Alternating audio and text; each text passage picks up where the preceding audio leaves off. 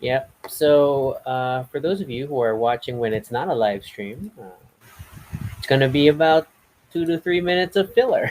You can feel free to fast forward a bit to like the episode part of things. Uh, then it always becomes this challenge of trying to maintain small talk while going through the process of reminding our friends on social media that we are live Hmm. in today's discussion. YouTube feed is running. Facebook feed is running. Be sharing to the mailing list.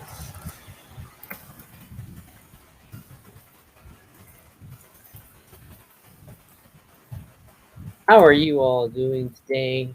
Quite warm. Yeah. Warm and humid. It was super, the rain was super strong this afternoon, and then I figured, like, oh, it probably feels not practical to have the air conditioning on because it would be theoretically cooler. That was not the case. It just increased the humidity to its current level. Plus, Toby and I were like super busy and working in different rooms today, so I also didn't want to like be the only one with the AC. It's okay. No, it's weird, and then I see our electric bill, then I'll be guiltier. So that felt like a good compromise. I can hide the bill from you. No, because I pay it,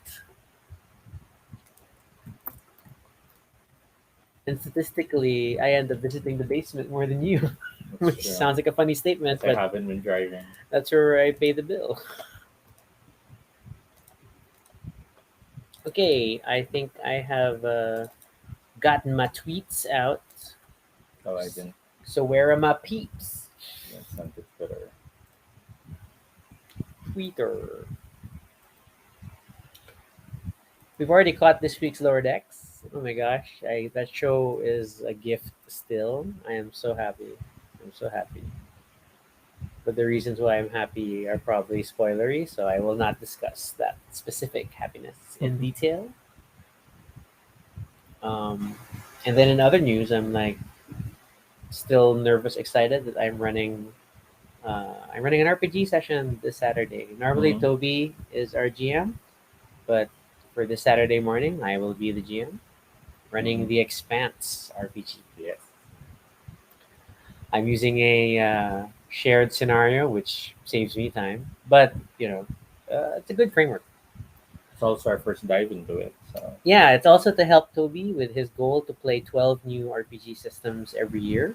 Normally, he runs 12 new RPG systems, so it's nice to contribute in this way. I am also nervous about trying to figure out how I'm going to hit my step goals when I am running the session. Mhm. It shouldn't be so bad when we start at 9, but at 10, 11, 12, and maybe 1, I will be worrying about getting up to do 250 steps per hour. And then there's a nice Portal game surprise. Oh my gosh. Ah, guys, I've sold my soul to Portal Games. It's like I love them so much. I love them so much. I don't know. We So should. we've been fans of Portal games ever since Preta Portal.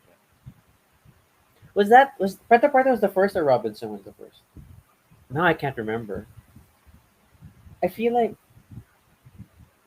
it's hard to. I'm not sure also which one Wow, came can't first. remember anymore which game we got first. Both of them made me go, huh? When you first got No, them. Robinson was first. Robinson was And first. then that's when I heard about See, okay, Preta cause, Portal. cause like when Toby was like, "Oh, I got a copy of Robinson Crusoe." Oh, really? What's it like? Oh, there's only a 33% chance of winning. I'm like, what?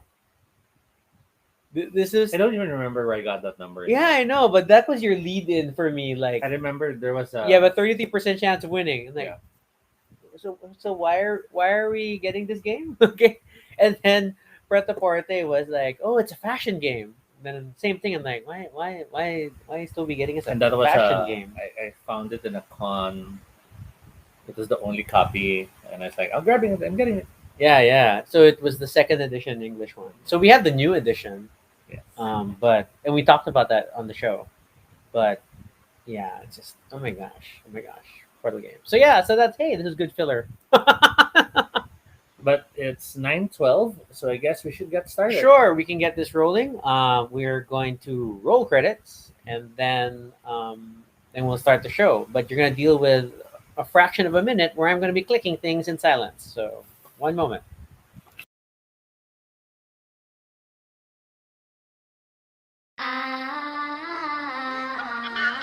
Oh yeah!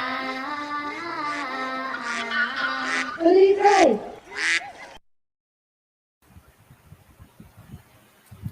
This is Toby. And this is Rocky. And if it's your first time here, welcome to Baduy Pride, a little space on the internet where we talk about anything we want. It's completely unscripted and not entirely accurate, but at least it's honest. Join us as we talk about everything and anything random live. And if it's not your first time here, thank you so much for joining us again. It's Thursday, and oh my gosh, I'm really having trouble talking because of my wound on my tongue. But I need you to explain what is happening. Every Thursday, we try to talk about different fandoms, and today I decided to talk about the unthinkable fandom because I am one of the few people in the world who still enjoy the M. Night Shyamalan movies. Okay, and this was like something that again was one of those early things that when we were first getting to know each other, and then it's like, oh, I love M Night movies. I'm like, oh, okay, and you know we were talking 2008, 2009. So by then, a lot of M Night movies had happened. You know, some great, some not so great, some controversial. I will state I don't love all of them, That's fair. That's a good statement. That's why we're still together. and that's what this episode will all be about. So, Okay, so Toby, who is M Night Shyamalan? um, so the producer, writer, director M. Night Shyamalan, um, I guess broke into most of everyone's public eye with the movie Sixth Sense. I agree. Yes. Sixth Sense was where he was able to, I guess you could say, show off his skills in coming up with a compelling narrative with little hints present throughout the movie until the big twist is finally revealed. Unfortunately, I guess due to the success of Sixth Sense, he kind of started to try to stick to a formula, Okay. and that led to his downfall. So, question in today's discussion: are we gonna go back to his movies before Sixth Sense? Well, Have you watched any of those? his directorial debut was Praying with Anger, a Hi, Jay. 1992 movie which I've never heard of. Oh, look, wait. I tried to prepare tabs, so let me share. Mhm. So apparently, his first, and it's the same thing. It's like writer, director, producer is Praying with Anger. It's probably one of those films you make on your own. Yeah, because like it's an project. alienated, Americanized teenager of East Indian heritage is sent back to India, where he discovers not only his roots but a lot about himself. And then, of course, many cite Wide Awake as the next one, the comedy drama film that he worked on. Oh, then it's harder for me. I can't switch tabs easily. I will rethink this. Okay. But what many don't realize was that he supposedly was not credited as part of the writing for She's All That. And the context for white. Wait, what? Say that again. He was involved in She's All That. That's what I remember. I'm double checking now. Is this like your 33% for Robinson Crusoe? That's a question. Okay, and then Okay, so I don't see it, but I guess supposedly it's uncredited. Jay shares, aside from the movie that doesn't exist, he's only seen Sixth Sense. Okay, and then Mitch is here. Hello, Mitch. Now, the other movie which many have seen and don't realize he's part of is Stuart Little. Okay, yeah, which is the next movie he did after Sixth Sense, Yes. technically speaking. And I'll keep trying to catch up and share the tab. But Stuart Little, dun, if you look, he has a screenplay credit for Stuart Little. Mhm. But supposedly for She's All That, he was a ghostwriter for it. Oh, And he Ghost. mentioned it in an interview Okay, which of course there's no documentation proving that happened. but we should talk about Sixth Sense, right? I mean, So let's kick it off and talk about the Sixth so Sense. Sixth Sense was the movie that caught everyone by surprise because it starts off with a movie that casts Bruce Willis, a That's guy true. who we're so used to in action films and love comedies. And then suddenly he's in this brooding, almost noir like film Mm-hmm. where a boy admits he sees ghosts. Yes. And And it was our debut for Disturbing Child, Haley Joel and Osment. yeah, spoilers because everything's about spoilers for this. Big twist is that he's actually a ghost as well. And this in many ways was the movie that just shot him into fandom because it caught everyone by surprise. I admit I super remember that one, I played hooky to watch this movie. Hmm. But and it was the kind of movie that everybody was like, "Oh my god, you You have to have to watch see Sixth it. Sense," Yeah. and I can't explain why. Everybody was super like because there's a thing and we can't tell you about it, and that became like the pro and con. Like everybody was so excited, the hyping up that there was this twist, Hmm.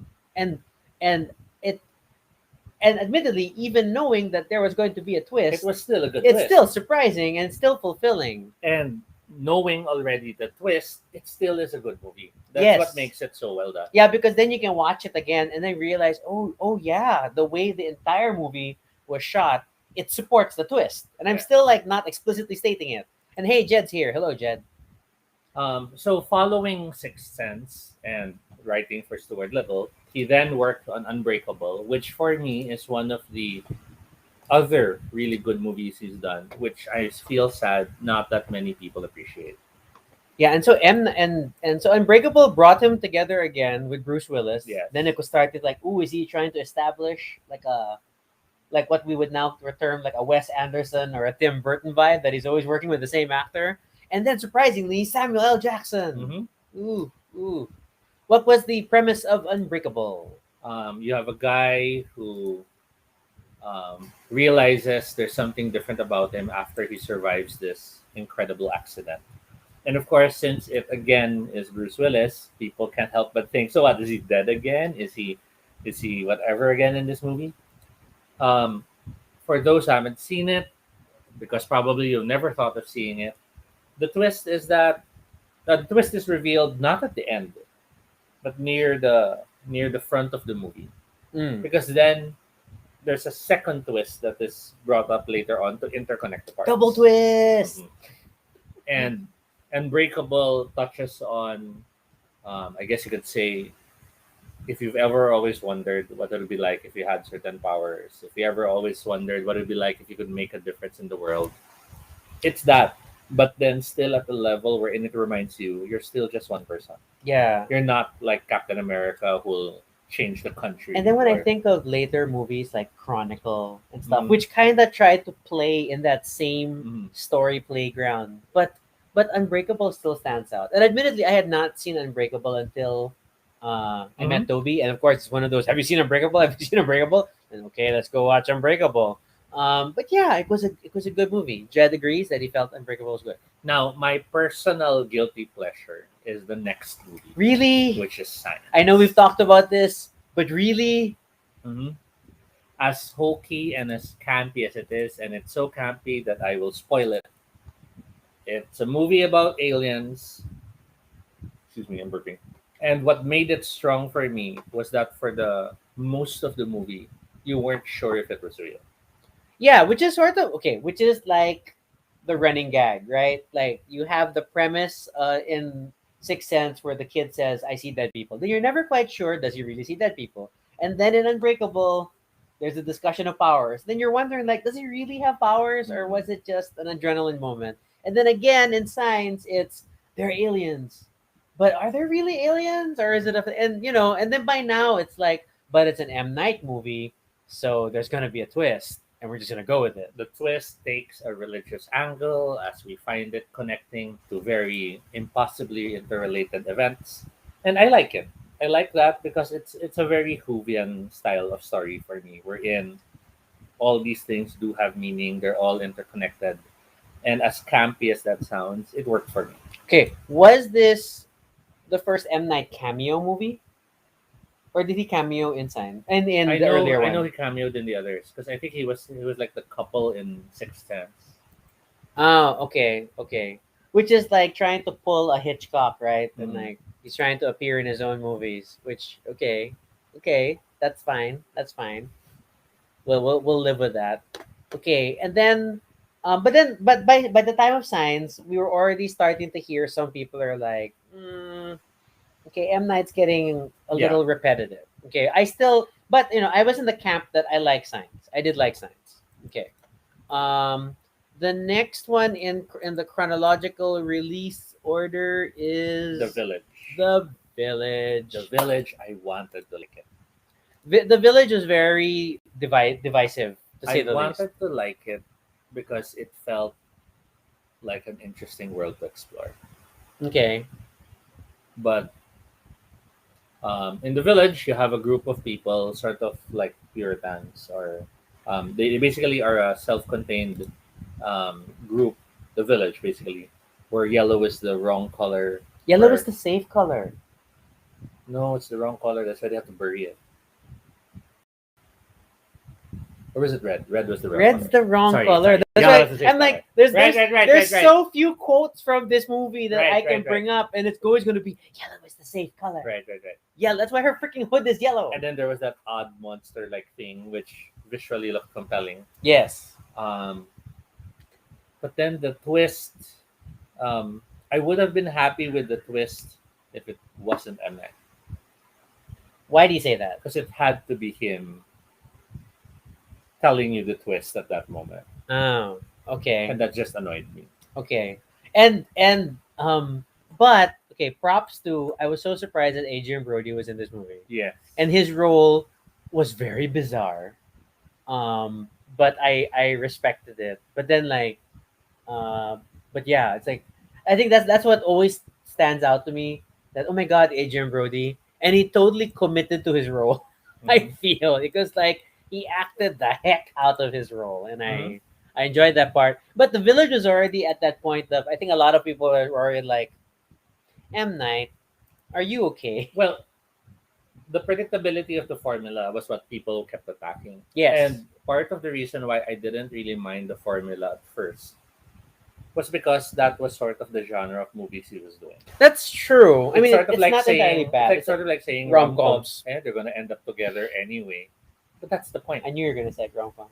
Yeah, or action films, they're gonna save the world anyway. Mm. See, those are all still formula. It's he was just establishing like his own genre of And movies. It's for like reading O. Henry stories. for You know, there's a most, twist. that was the complaint, that it was predictable because there will be a twist. But that was the point.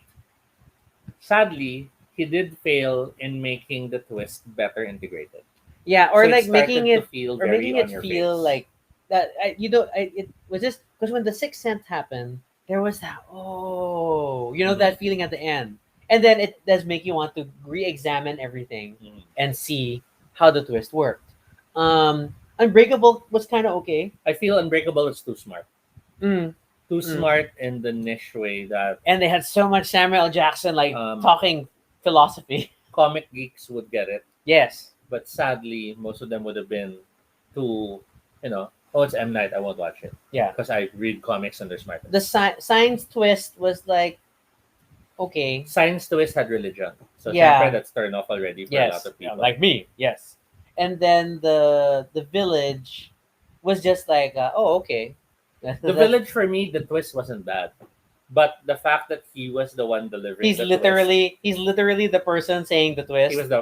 he was the frigging ranger. Yes. And that was just parang, okay, we knew you were gonna give us a twist, but of course you had to deliver it. Okay, So because sinampal mo pa yeah, kami because sa like, dulo. and I'll be in the camp of as much as Hitchcock like cameoed in his own movies, he was always a background character. Yeah, he wasn't part of the story. He wasn't the focus. He didn't involve himself, and that brings us To Lady to in the the next Water. movie.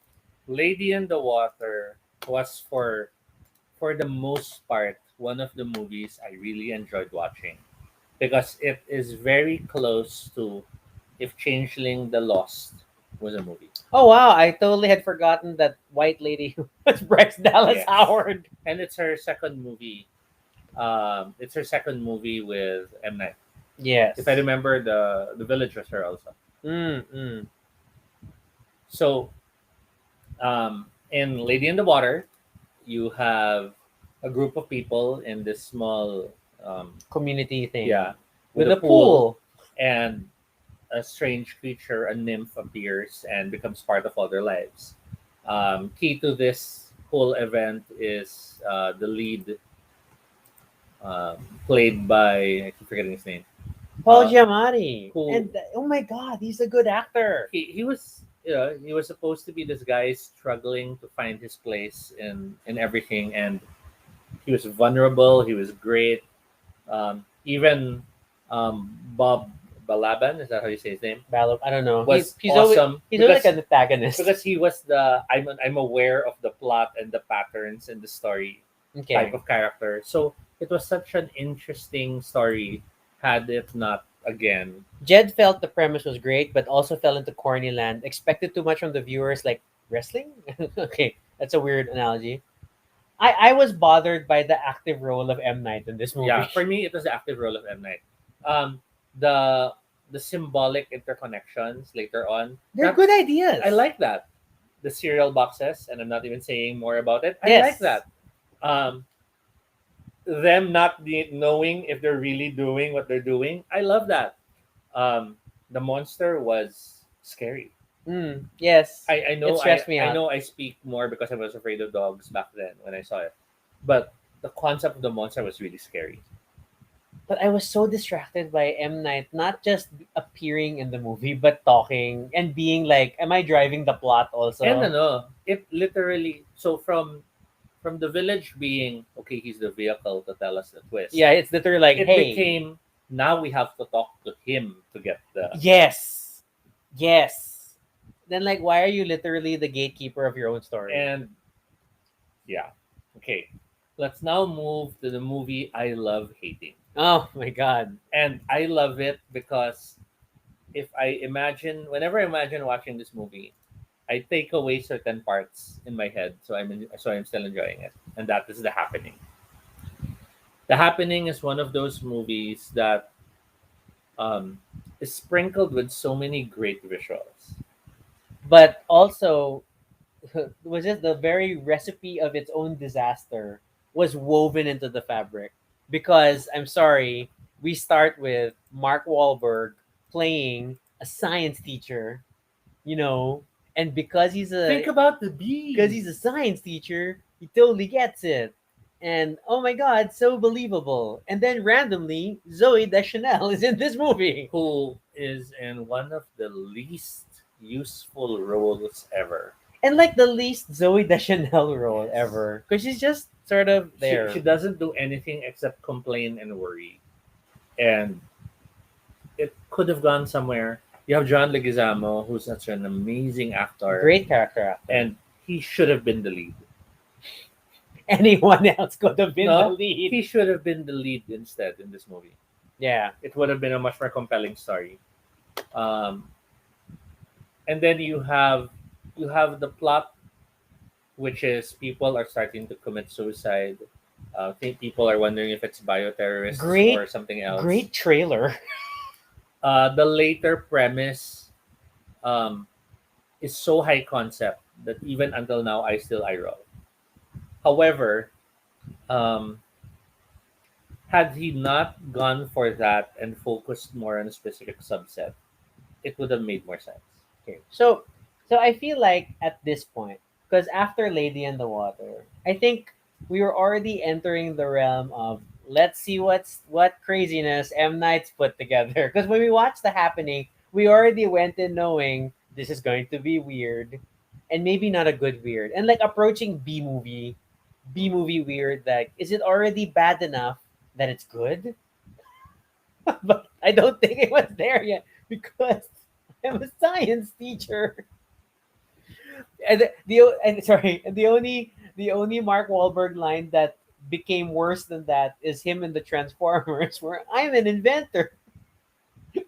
Why must Mark Wahlberg continually convince the audience what Well, he is? Mark Wahlberg does want to play smart roles. To quote, um, he did mention he regretted working in the movie, but I quote, "You can't blame me for wanting to try to play a science teacher. At least I wasn't playing a cop or a crook." Which, to be fair, was his typecast that he was Yeah, so he because really wanted to break out on because that. he looks like a thug. Now, um, Okay, quick note. So Jay is sad that there are only two M Night movies on Netflix at the moment, which is The Happening and The Devil, which is okay, a particular period in time. um, Okay, so The Happening, since most of you won't watch it, I'll spoil it. But if you do watch it for the visuals. Don't watch it for the there story. are some great visuals. The in that main movie. twist is that it's the plants killing us. The plants somehow have decided there's too many people. So now, whenever there are larger groups of people, they'll be targeted by whatever they're releasing, and those It's people timed pollen will riding on the will wind. commit themselves to death. Yes. Now that sounds idiotic, but if you focused on fungi, Maybe which we all because know, because we believe fungi are evil. and um, there is that scientific connection in the sense of there is Yeah, they're weird parasitism things and the takeover. there's Yeah. almost a neural network, the way they function, the way they might have been instrumental in our evolution as well, and also it would have made more sense. So it was super high concept, could have been done better.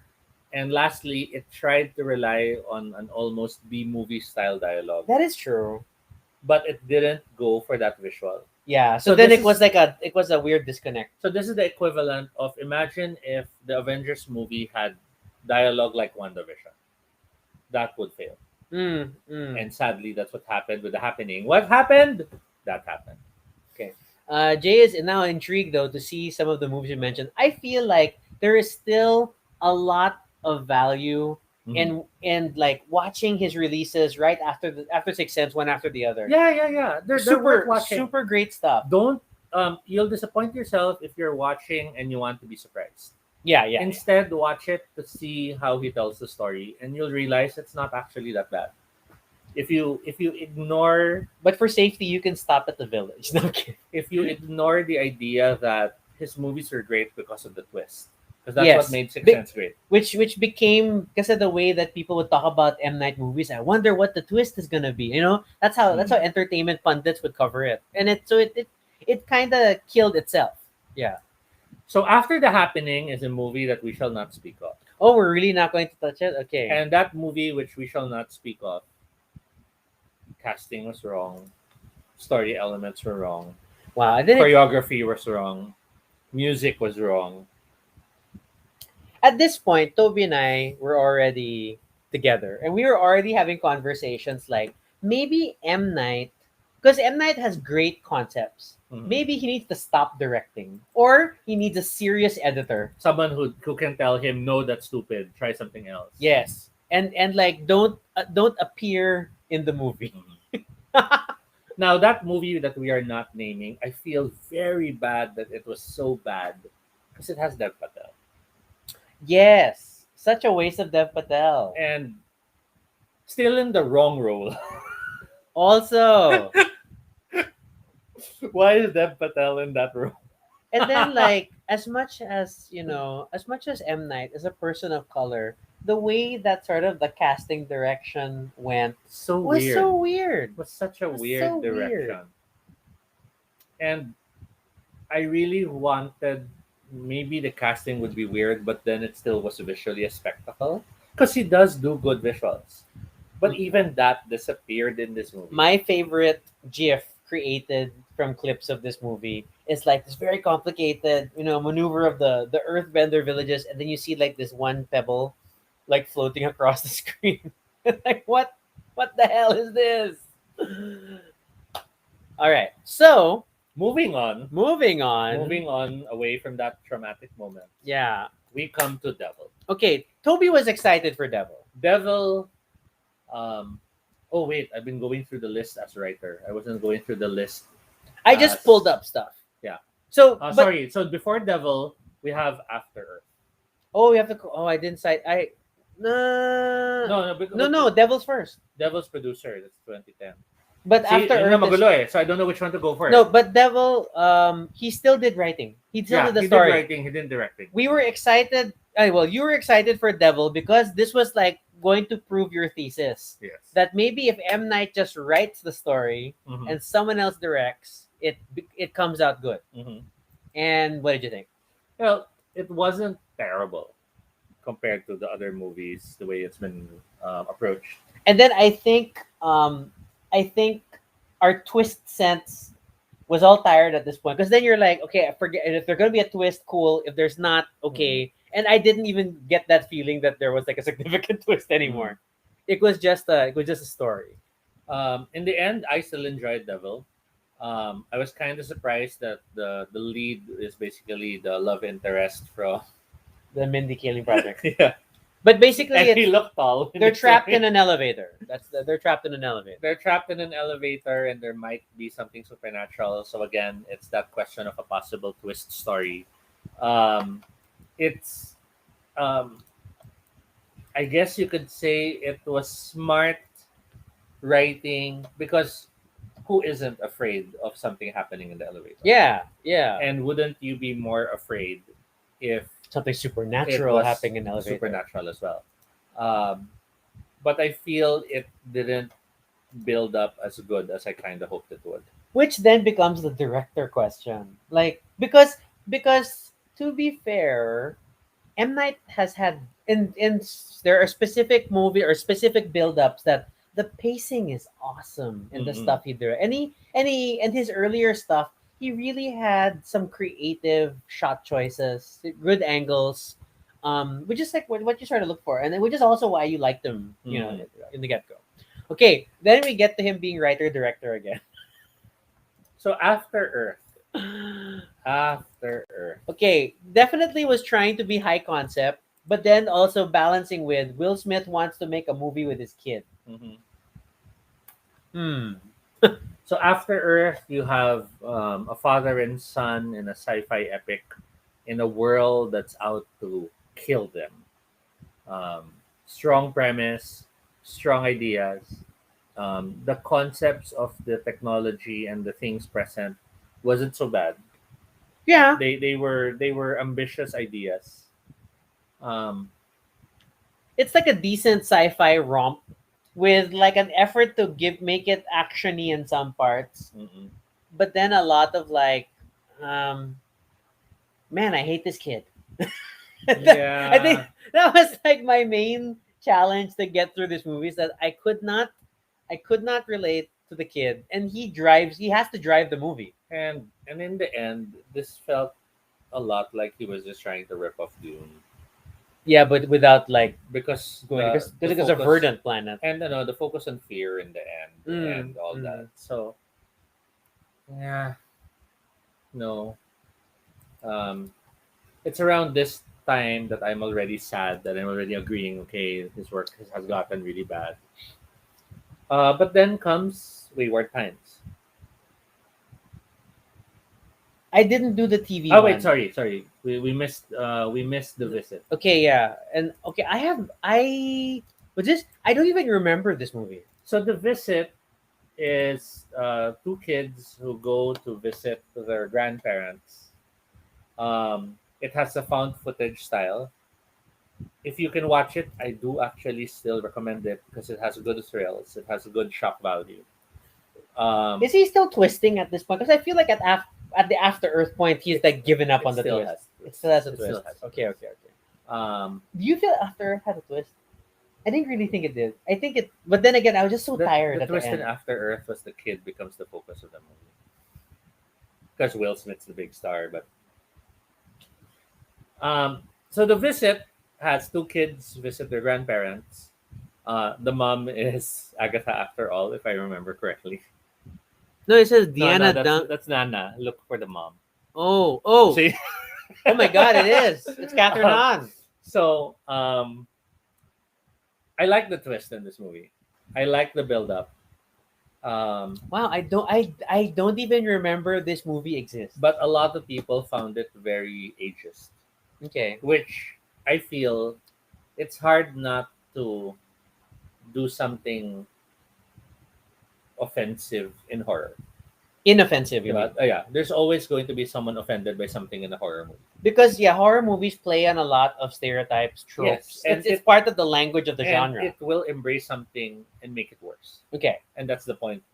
In horror, you want to push the envelope. So I understand the feedback on that. I Side enjoyed it. Okay, sorry, side note, I forgot to mention that people were saying, oh, Jay felt Devil was interesting because he only watched it a couple of Mm. months ago. And Jed may watch it this weekend. Okay, so yes, feedback for this movie. The funny thing about the visit is the trivia is that he didn't have enough budget for the movie. Is this why he went found footage? So the soundtrack is all public domain music. Oh, oh, that's interesting. But I still enjoyed it, Ooh, and it still had some nice thrills. Not anywhere above in terms of best work, but it made me feel good that he had that movie. okay. Then it's followed by first. I'll just jump to TV real quick. Wayward Pines kicks in. Wayward Pines was the Barty. I have the books. Oh my god. Okay. Um, Yeah. This guy. Matt Dillon. I didn't. I did not like this. But it's also not original material. It's an Yeah. adapted work from a book series. Um, as mentioned, it's like Lost meets Twin Peaks, which did have that feel. I know we Yeah, we yeah, we enjoyed follow this this. experience. Yeah. But I think, admittedly, I guiltily enjoyed it because of Shanalin Sasamon, if that's how you pronounce her name, who I remember from The Order Mm, because she was with Heath Ledger as okay. Suicidal Girl to the Sin Eater. And Okay. that was a great movie. Um, so yeah, so Wayward Pines then showed up, which was so. Um, then comes Split. Pa-pam. Let's talk about Split. So I'm split on how to feel about Split. I didn't watch this right away. Split stars um, James McAvoy Who I love. in so many roles, Yes. and concept wise, I'm not unhappy with it. I like the story. I like the horror it wants to explore. Um, but at the same time, I felt like you're exploring that concept. You're M Night, and you just resort to the expected.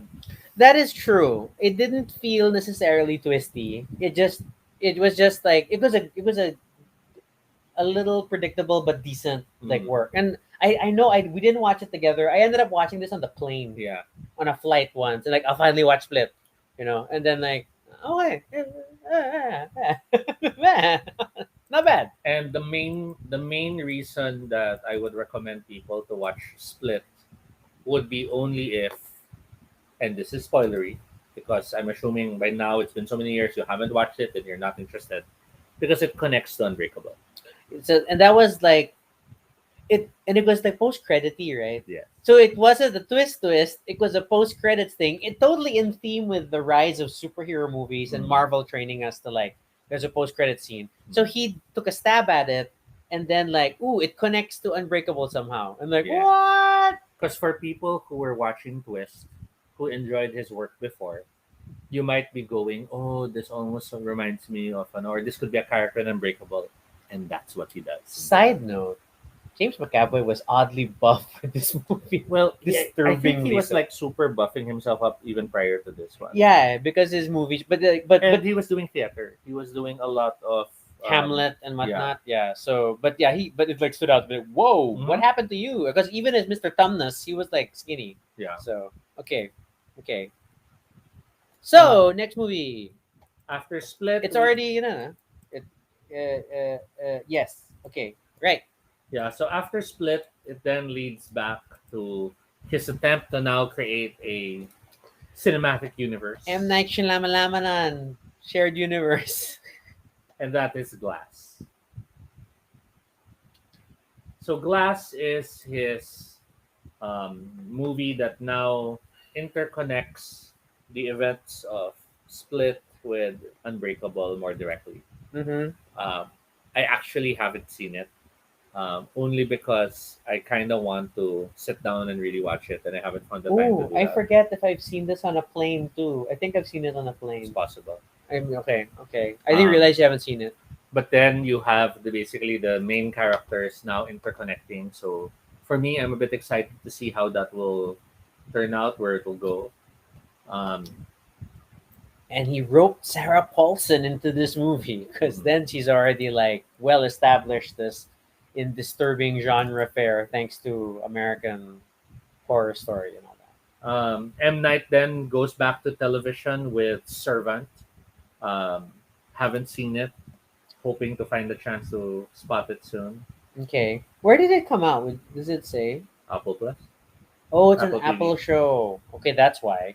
Okay, then and this is the new one we just saw the trailer for, right? So the new one Which I that came out this year is old. It stars Gael Garcia Bernal. Um, um, I can't remember the name here. Rufus Sewell, Vicky Creeps, so I don't Alex know a Wolf. lot of these people except for probably Gail Garcia. Mhm. And wow, there's a very young photo as his default IMDb photo. Okay. Basic premise is that a family goes into a secluded beach where they're relaxing, but then many of them start to age rapidly. Mm-mm. So, what's interesting here is that they're now marketing the weird thing as the main focus. That is true. It's like front and center in the It trailer, could have been the twist, and it could have been the thing you discover as you go through the story, but instead they already show it that early. which now, but then because it's still an M Night movie, then you're still thinking there's going to be another twist. Yeah, I think the twist is This is I think it's a reverse Peter Pan. this is just the premise, right? It's just Yeah. it's not even the twist yet. It's just the unique story setting. So So I haven't seen it. I'm anxious to see it. It's the new thriller that he's worked on. Once again, there's a strong complaint about the ageism mm. narratives Oh being no, it's attacked. another movie. Therefore, it's a pattern. It's an adaptation of a graphic novel by Peter Oscar Levy and artist Friedrich Peters called Sandcastle. Which we have not read, so we have no idea, Yeah. which is cool. And according to M. Night, the book gave him opportunities to work through a lot of anxieties he had about death and aging, and things like his parents getting older. So he So has a reason. this movie was what he wanted to do to explore that. There's already announced a next project, which is Hmm. called Labor of Love, Hmm. which it is only described as a widower embarks on a cross country trip on foot to prove his love for his late wife.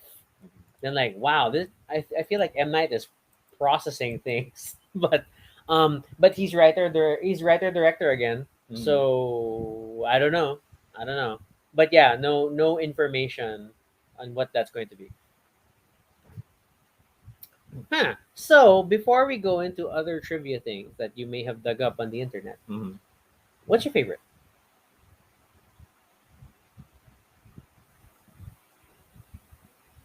Favorite? Hmm.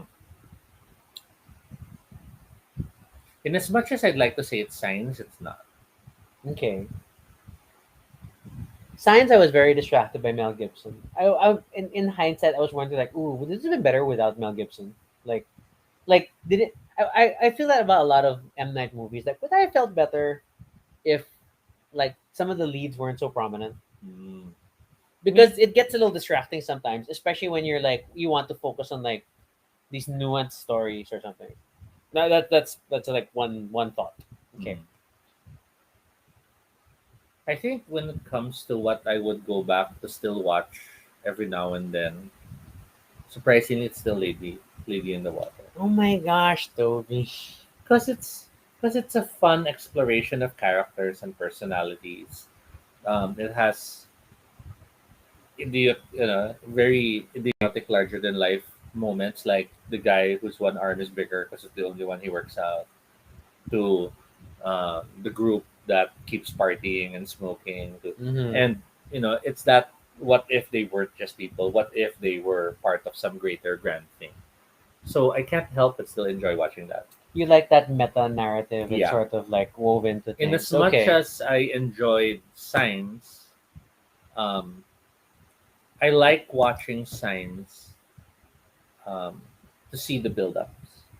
Okay. But as a whole, the movie gets boring because there's a lot of points wherein um, There's a lot of build up and little payoff, and then like for me, too much build up is tiring, and then when the payoff finally happens, you're all like, oh, where have you been this whole movie? Like only now. I felt that way with um I think it was obviously The Happening, because mm, the Happening had a lot of something's happening, something happened. No, nothing's happening yet. We're just going around listening to Mark Wahlberg trying to explain science things to us. So okay, so Lady in the Water. If I were to answer the same question, uh, I mean, I'd probably be safe and still like maybe The Sixth Sense, because it's still like I hate horror. mm, I hate horror. I hate that kind of tension, and that movie still stresses me out. But I just loved how it played out. I loved how it all made sense. Um, and then I loved how on repeat viewings I'm constantly like double checking and like, oh my god, no, it's still consistent. It's still mm, everything was consistent, and it so works. So I will never, and it's probably also partly rooted in nostalgia, because I when I first saw it, it was super like, man, that was something. That was a movie that I felt like we're all gonna talk about this. mhm, But I also felt the same way about The Matrix, But yeah, it was that time. It was that time when there were like all these landmark movies of like you could feel people trying to really break new ground and yeah. not just and to kind of set the next generation of film. And yeah, so that still stands out for me. Either that or Adrian Brody running around in the village. Okay, so what else do we have, sir? Um, so yeah, it just mentions here, Playing with Anger was never released. So that's why you haven't seen it. Okay. He supposedly made around 45 short films by the time he finished high school. Oh, wow, that's a lot. Almost wrote an Indiana Jones movie.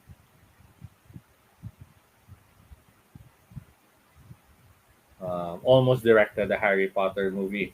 Oh my gosh, what that would have been like. Mm, the others are like not that interesting trivia. Okay. So there was a funny list of all the times he cameoed. Can they still be called cameos when in other cases he delivers key information? But okay. So for those who don't notice, in Sixth Sense, um, he was Dr. Hill. So he was the doctor who treats Cole and raises concerns about the cuts and bruises on the boy's body. That's it, and that was like that's a decent cameo. It was like subtle. He didn't really like affect the plot. So the scene was originally longer, as he intended it to be a tribute to his parents, Okay. because both Nerd. of them were doctors. Okay, But yes. obviously it was cut. See, good editors. Someone has to edit him. Okay. In Unbreakable, Glass, and Split, it seems he plays a recurring minor cameo role Oh, because okay. it is one universe. Okay. He appears as the unnamed character in Unbreakable, whom David realizes is a drug dealer. And in the later movies, he's turned a new leaf, basically. Oh, progress. In Signs, he does show up as the guy who was the one behind the accident. Oh, yes. Yes. Okay. And such, he has the heavy drama moment, which um, didn't really win me over as drama, but that's fine. Yeah, yeah, yeah. But then in the village, he was the darn park ranger. That frustrating park ranger moment. And Lady in the Water gets worse as he plays Vic Vic. Ran, Hey, Vic. who is literally the central role in terms of the narrative.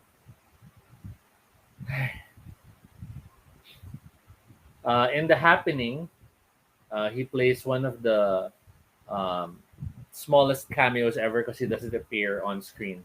He's Joey, a man whom Zoe Deschanel once ate tiramisu with. So it's a phone call voice moment. Oh wow, he stepped back. Okay, But yes, he was still in the unnamed movie. I was surprised by this that he was there. But then again, with the costumes and stuff, you can hide him anywhere. Okay, And then and he he has was a supposed to cameo be in in old. old. Okay, okay. So there. So I think um, casting future forward. Phew. Um, I really feel he needs a good team, someone who could rein him in, someone who could squeeze him. Because I feel if he's squeezed or pressured, that's when he starts becoming more artistic and trying to tell what he wants to tell. Yeah, When he has more freedom and more leeway, it's he. tricky when he is writer, director, producer. Mhm. You know, it's too much power for one man. So that's what I feel about that. I don't know if there's any specific work I'd like him to work on. I I mean, would, because like okay, statistically, his adaptation work is very shaky. yeah. However, I wouldn't mind if he continues the Unbreakable cinematic Universe. universe. Okay. I just feel he has to break out of just these three. Yeah, he needs more characters. He needs to build a world na. We're Yeah. in. Maybe it's a whole Shyamalan world. Maybe the happening thing was something that happened in an alternate Earth, or maybe something like that. Oh my Maybe he could gosh. like interconnect it all, and the twist is it's because of him. He's I don't know. But see, he can only overlap movies where he hasn't played significant cameos. Because if not, then it breaks the movie that, hey, weren't you also that guy? No, but he could be like the Nexus being. Oh, because you feel like the only way to unite the M Night movies is through a multiverse. Yes, it's a multiverse wherein in one world the plants got angry, in another world superheroes And started they'll forming. cross over the worlds through a magic elevator, potentially powered by the devil. That's your it's the only vehicle there. So that's your central conveyance. Then it's like the door will open Or like or maybe it's not multiverse. Maybe it's the different eras of the world. So humanity mostly died with the happening, but then with the new era of humanity, they survived as the village, no, and they gotta then survive after Earth first. no, that's the future. No, no, When the village fails, it it becomes can be after like Earth. that, and then the new colony then you know how that weird sci-fi trope of degrades and goes Hmm. back to like conventional tech. Hmm. So you could squeeze the happening. You can squeeze the happening before after Earth as like the post cataclysm thing. So okay, yeah, And yeah. if they do that, And Carlo's here. Hey, Carlo, who even the suggested this topic? even the nameless movie can be connected to that multiverse. No, that movie does not deserve association, connection, appreciation. Don't give that movie more of a platform. Now the thing is, though, I don't agree with all the hate that he was getting. It got a little nuts. It became a trope in Mhm. itself that ooh. So people were beginning to go into M Night movies expecting it's going to be annoying or bad, and thus I feel like many went with a nitpicking mindset. Mhm. You know, and I mean I'm not immune to this. Like I was starting to feel that way at times. Like because the media machine hyping him also was like trying to sell what they thought was the most saleable feature and saying there's going to be a twist, there's going to be a twist. Mhm. And so you come in expecting the twist, you come in looking for it, you come in trying to anticipate it, you know. Mhm. It's like people who watch police procedurals but trying to figure it out before the case resolves in the story, Mhm. and then they'll be like, I knew it was him all the time. So it's when you don't there are certain conceits in entertainment genres, and if you don't play along, then you ruin your own enjoyment. And this is something I've only come to appreciate in my later years of watching Mhm. shows and TV. There's the there is an agreement when it comes to entertainment Mhm. that you just have you both have to know that this is the type of story we're getting into. Certain things may happen like on an expected level, but this is the language of the genre and we'll just go for it. And when you buy into it, then it's a lot more acceptable, quite frankly. So yeah. So like old, I'm intrigued. I wanna see what the heck's going Hmm. on. And then even and I went into watching Split like not knowing what it would be like. I mean like I just just have the premise in mind and then yeah, it was okay. That was okay. So it's like it's been easier to appreciate his movies again like after the movie cannot be named Apocalypse. Like Hmm. cuz that's super like reset my mind entirely. Okay, Yeah, that's true. let's just take whatever comes out and see what happens. Okay. Yeah, Carla are saying that tropes are important in setting expectations, and yeah, I totally agree. That's that's how pop culture works. Mm. It's same thing like I love Lower Decks now because Lower Decks knows how to manipulate and speak with the language of Star Trek shows and yet still be its own thing. Mhm. So and you can hate it because it's not purist or it seems to be making fun of it if you take that perspective. But really, it's a celebration, and I love Mm-mm. it.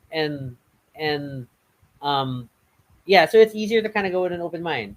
It's not easy to do this because sometimes, one movie or another can have a very big impact on you, and it's hard to like forgive and forget. But it's probably the way to go to better enjoy things. And I guess I also will add that given the success of Sixth Sense, it's really hard to find your footing again and Yeah. top that. Because when you think about it, so that was his first like big commercial movie where he was writer director, Mm. So and then he becomes Hollywood's it guy, and then Mm. everybody's expecting what are you gonna do next? What are you gonna do next? That's a lot of pressure. That's a lot of Yeah. pressure. It's like when you get your first debut novel, and then people want to know what the rest is gonna be, and like do you do something novel, completely different novel, completely unique and surprising, or do you play to form and try not to reinvent the wheel and focus on what you did the first time. So that's a perpetual trap in the creative fields. Okay, so what are your absolute like, hey, which M Night movie should people watch?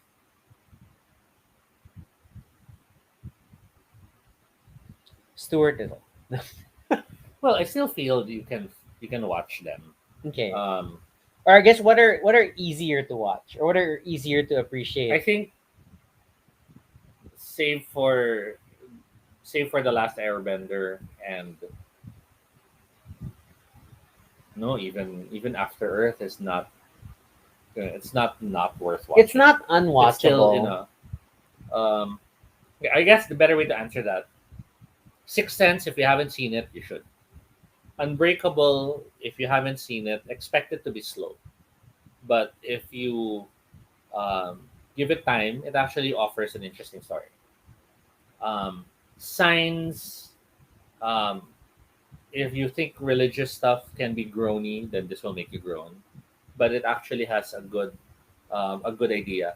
And in as much as people, okay, it's old enough. The main thing many complain about is, oh look, they launched a attack on a planet that's this percent water and they're vulnerable to water. And people think that's a smart complaint, but we're freaking throwing people into space. That's true, and we're it's like we're diving inhospitable. we're Yeah. diving underwater and exploring the depths.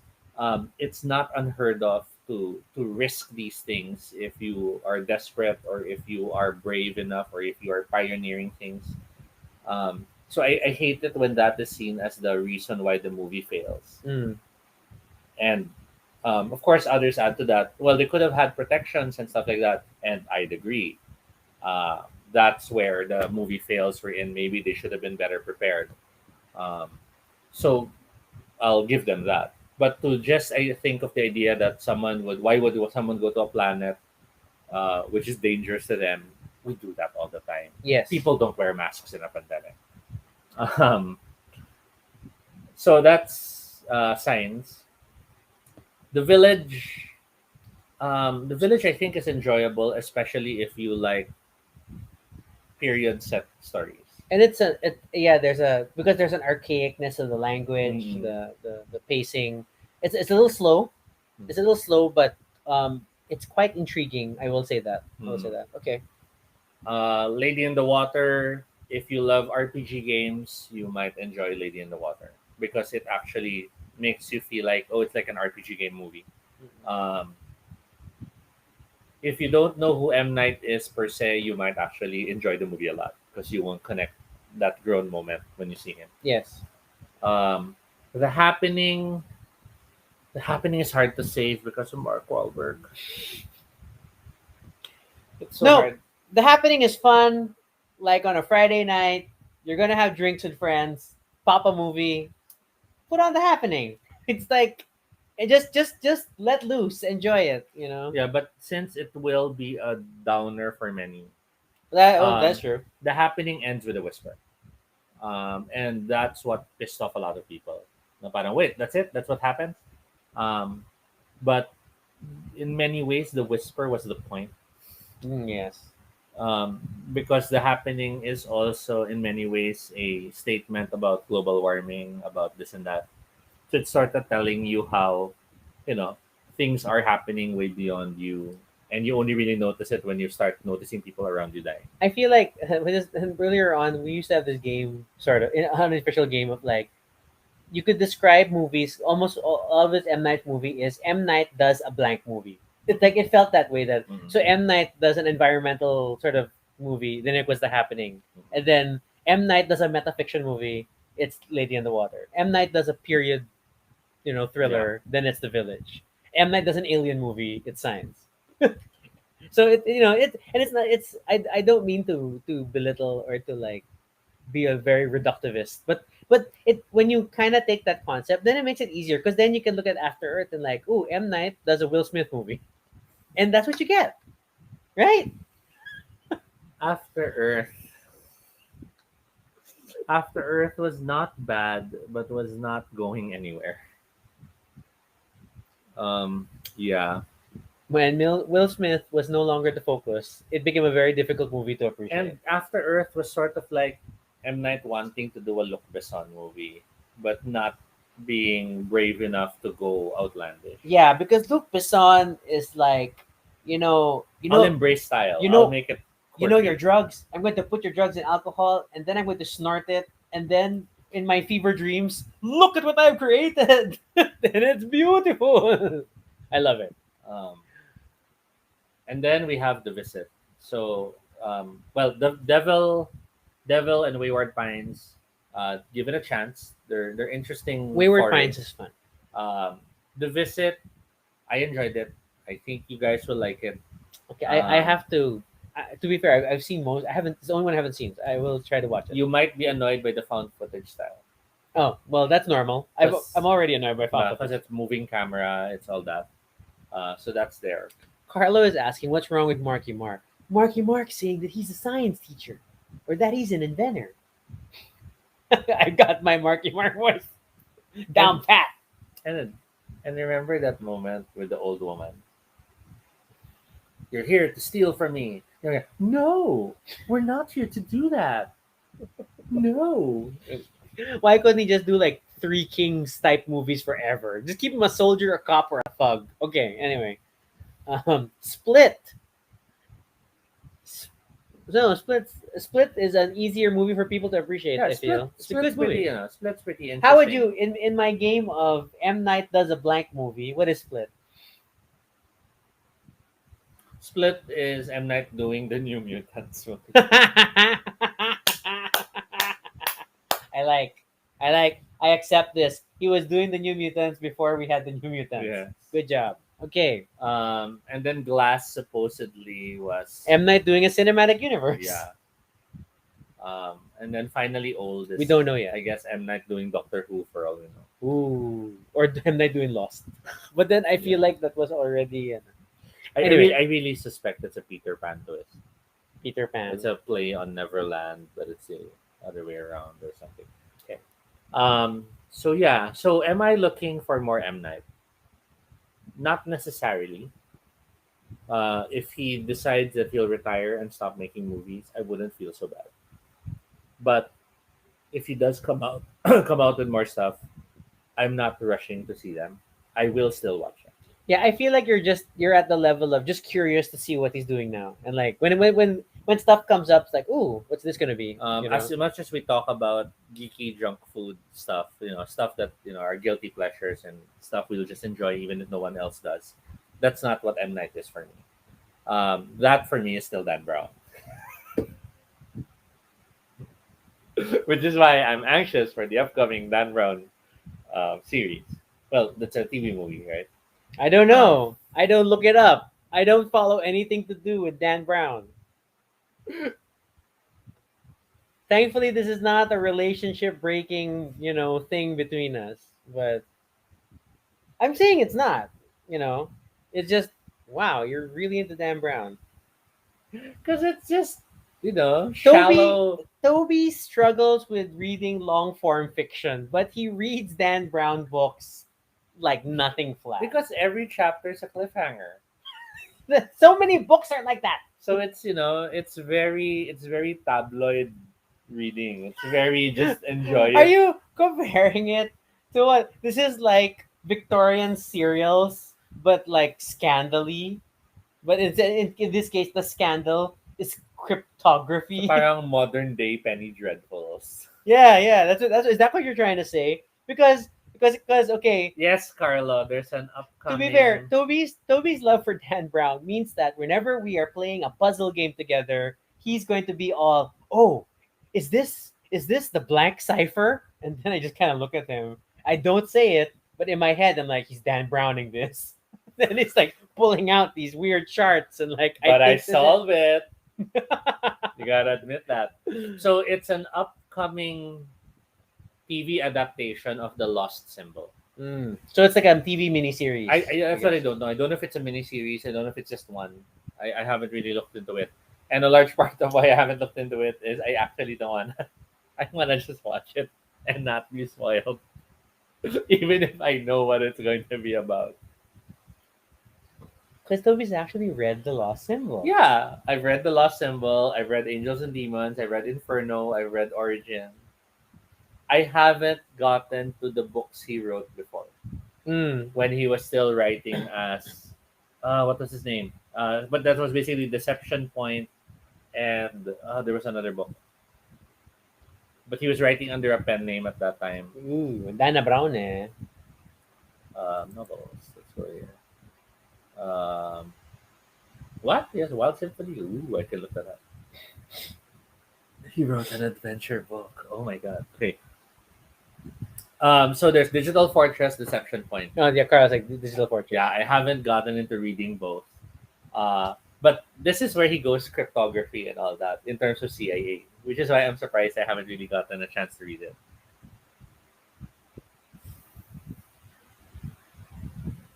And I know Dan Brown, I also enjoy it because it's formulaic. He'll always have a misshapen, not normal looking antagonist who Yes. at first looks like the friend. He will always have a big twist wherein the villain, we know to the villain is only a pawn in the entire Are you scheme. saying you like Dan Brown because he's like M Night? No, I'm saying because it's a tropey approach to storytelling, which is very almost pulpy. Diba? Mm. Wherein you'll have the mad scientist with the island, and then later the island goes out of control. Whether you have the great invention, and then the invention turns out to be a doomsday device. It's that sort of joy which I find from it.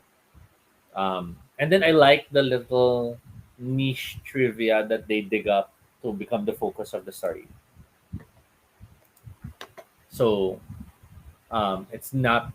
I never see them as accurate, and I think that's what frustrates me with many people who then attack Dan Brown stuff in the sense that but it's stupid. How can that be real? How can that? And I'm like, yeah, but they market it to be real because that's how it sells, but it's not. Everyone knows it's not. Yeah. That's the point. It's like it because even things like Tom Clancy stuff, Mm-hmm. they feel very close to reality, but it doesn't necessarily mean that they're real. Mm-hmm. But the feeling of realness of of it being possible is part of the selling point, obviously.